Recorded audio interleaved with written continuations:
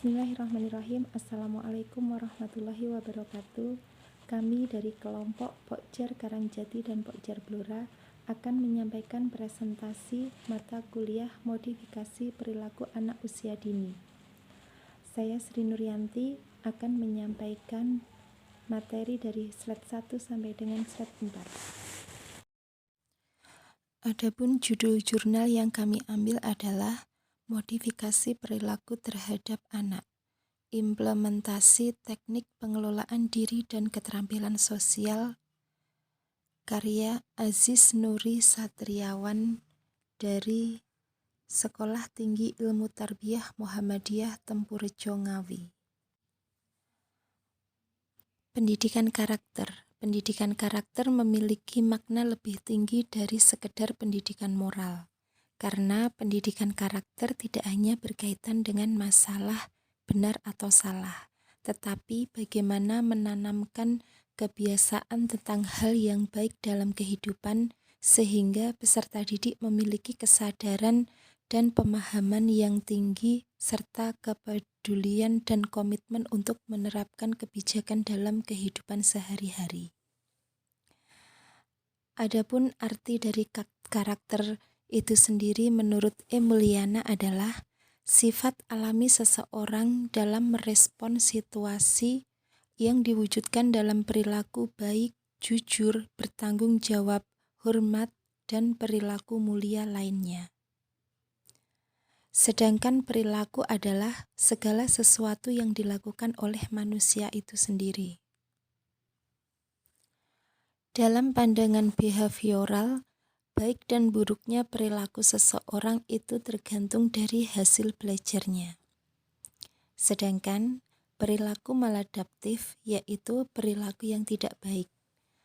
Adapun penanganan dari perilaku maladaptif ini adalah dengan cara menggunakan modifikasi perilaku yang bertujuan untuk mendukung dan mempromosikan perilaku adaptif dan menekan munculnya perilaku anak yang tidak adaptif. Adapun pengertian dari modifikasi perilaku adalah usaha untuk mengubah perilaku dan emosi manusia dengan cara yang menguntungkan berdasarkan teori yang modern dalam proses pembelajaran. Perkenalkan, nama saya Anissa dari Pokjar Blora. Di sini saya akan menyampaikan presentasi mulai dari slide 5 sampai dengan slide 8. Sedangkan modifikasi perilaku menurut Eysenck adalah usaha untuk mengubah perilaku dan emosi manusia dengan cara yang menguntungkan berdasarkan teori modern proses belajar. Kemudian manfaat modifikasi perilaku. Yang pertama, langkah-langkah dalam modifikasi perilaku dapat direncanakan, dibicarakan, dan dimintai persetujuan terlebih dahulu supaya lebih kooperatif. Kedua, perincian pelaksanaan dapat diubah sesuai kebutuhan. 3. Bila dari hasil monitoring terdapat suatu teknik yang gagal, maka dapat dideteksi dan diusahakan teknik penggantinya. 4. Teknik ini dapat diterangkan dan diatur secara rasional sehingga dapat dievaluasi secara objektif. 5. Waktu yang dibutuhkan terlebih singkat daripada menggantungkan perubahan yang terjadi dengan insight. Selanjutnya, jenis penelitian. Penelitian ini termasuk penelitian kualitatif yang memiliki tujuan untuk mendeskripsikan perubahan perilaku pada anak. Selanjutnya, waktu dan tempat penelitian. Waktu penelitian dimulai dari bulan Februari 2020 di Dusun Kenteng, Desa Sumberjo, Kecamatan Sine Ngawi. Metode pengumpulan data pada penelitian ini adalah metode wawancara dan metode observasi. Selanjutnya, subjek penelitian adalah orang tua dan tetangga terdekat. Kemudian pembahasan. Observasi ini dilakukan selama 10 kali dengan hasil sebagai berikut. Observasi pertama, pembiasaan pengucapan salam ketika masuk rumah, kelas, atau bertemu orang. Dan hasil modifikasi terlihat pada minggu kedua, yakni penurunan perilaku tidak mengucap salam ketika masuk rumah dan menyapa orang lain ketika berjumpa dengan orang lain. Observasi kedua, Modifikasi perilaku yang dilakukan untuk mengurangi atau menghilangkan kebiasaan bermain game online. Peneliti bekerja sama dengan orang tua dengan cara orang tua menjadwalkan kegiatan anak mulai dari bangun tidur sampai tidur lagi. Orang tua mengingatkan anak ketika bermain game online dan orang tua mendampingi anak ketika belajar.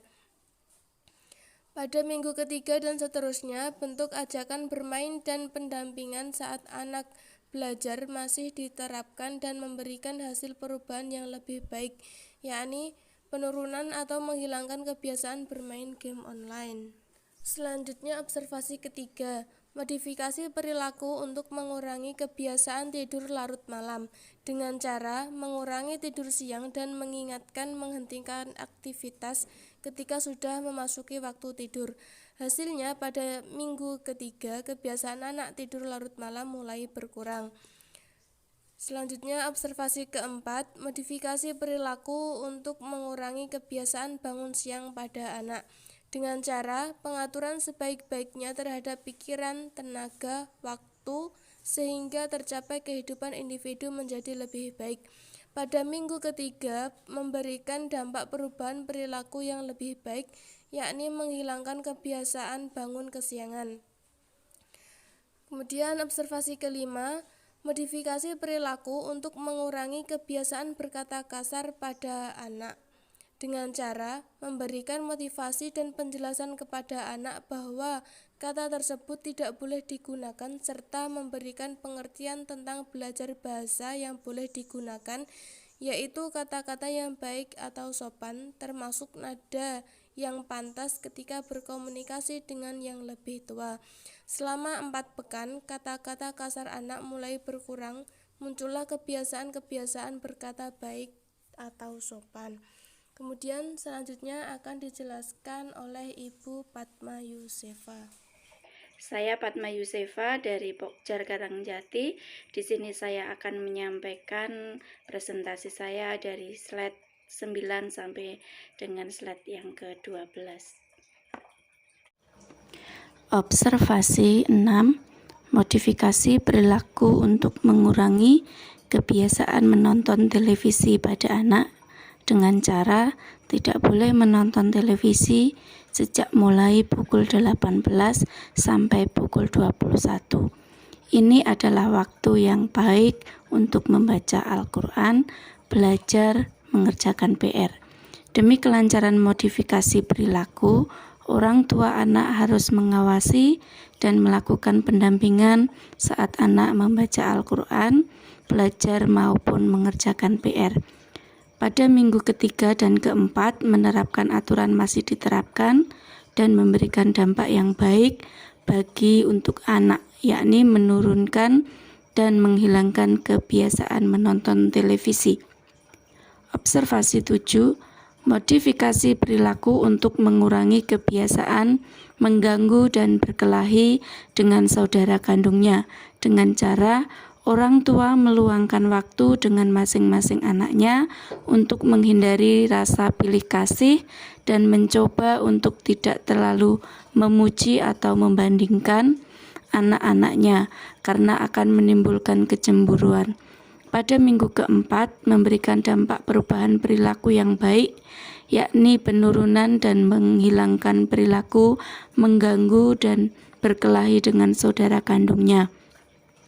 Observasi 8. Modifikasi perilaku untuk mengurangi kebiasaan mudah marah dengan cara mengetahui terlebih dahulu apa penyebab kemarahan anak. Jadi panutan yang baik bagi anaknya, membangun komunikasi yang hangat dengan anaknya. Pada minggu keempat, memberikan dampak perubahan perilaku, yakni penurunan atau menghilangkan kebiasaan mudah marah atau ngambekan. Observasi 9.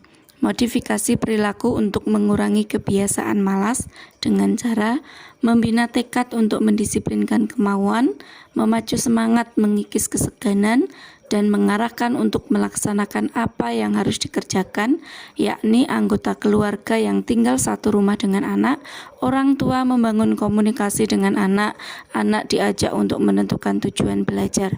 Pada minggu keempat memberikan dampak perubahan perilaku, yakni penurunan rasa malas pada anak. Observasi 10. Modifikasi perilaku untuk mengurangi kebiasaan cuek dengan cara mengajak anaknya bersilaturahmi karena akan menumbuhkan pribadi yang peduli terhadap keluarga, orang lain.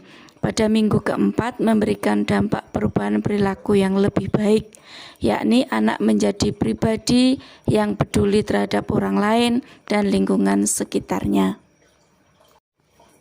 Kesimpulan penelitian ini yakni perubahan tingkah laku dari perilaku maladaptif menuju perilaku adaptif dengan melakukan modifikasi perilaku, menggunakan teknik pengelolaan diri dan keterampilan sosial, bahwa modifikasi perilaku pada anak mampu mengubah perilaku anak baik untuk mengantisipasi supaya tidak berperilaku negatif dan menghilangkan perilaku-perilaku yang negatif serta menumbuh kembangkan perilaku yang positif. Demikian tadi presentasi dari kelompok kami. Kiranya apa yang sudah kami sampaikan bermanfaat buat kita semua. Terima kasih.